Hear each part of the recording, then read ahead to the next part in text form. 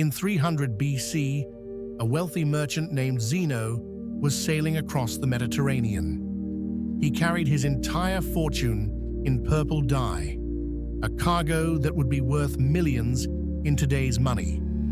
In a single hour, a storm took everything. His money, his ship, his status. He washed up in Athens with nothing but the wet clothes on his back. Most people would break. They would scream at the sky. They would spiral into depression. Zeno didn't. He stood up, looked at the ruins of his life, and said, "Fortune commands me to be a less encumbered philosopher."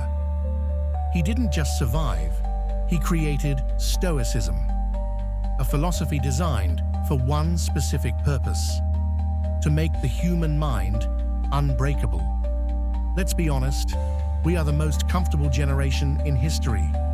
We have air conditioning, instant food, and infinite entertainment. Yet, we are fragile. A slow Wi-Fi connection ruins our mood. A rude comment on Instagram ruins our day. We are drowning in anxiety because we have lost the ancient art of emotional armor. We treat resilience like a personality trait. You either have it or you don't. That is a lie. The ancients viewed resilience as a system, an algorithm. I'm going to show you the 3 steps of that system. By the end of this video, you won't just handle stress, you will learn to eat it for breakfast. Step 1 is what Marcus Aurelius, the Emperor of Rome, called the view from above. Marcus Aurelius ruled the known world, but he was surrounded by plague, war, and betrayal.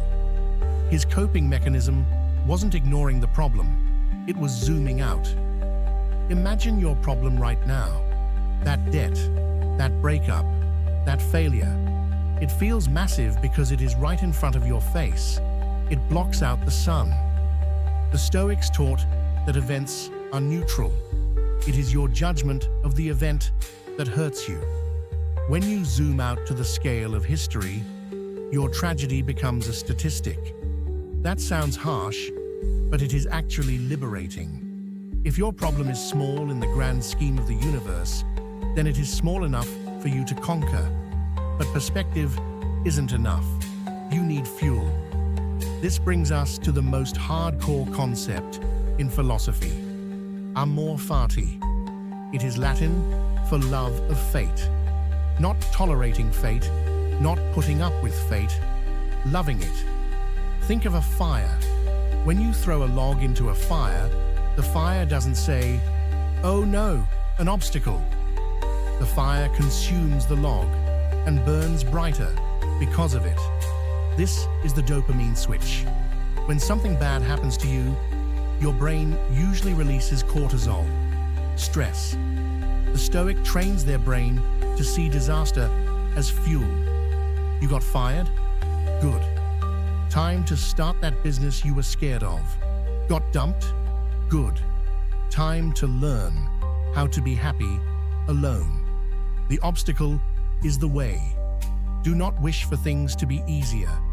Wish for yourself to be better. Now, we reach the top of the ladder, the ultimate defense, the inner citadel. Epictetus was born a slave. He had a master who tortured him, eventually twisting his leg until it snapped. Epictetus didn't scream. He didn't beg. He simply warned him, "If you keep twisting, it will break." And when it broke, he calmly said, "I told you so." How is that possible? Because Epictetus understood the dichotomy of control. Most of your anxiety comes from trying to control things that are not up to you. The weather, traffic, other people's opinions, the past. You are trying to tame the ocean. The invincible mind focuses 100% of its energy on what is up to you.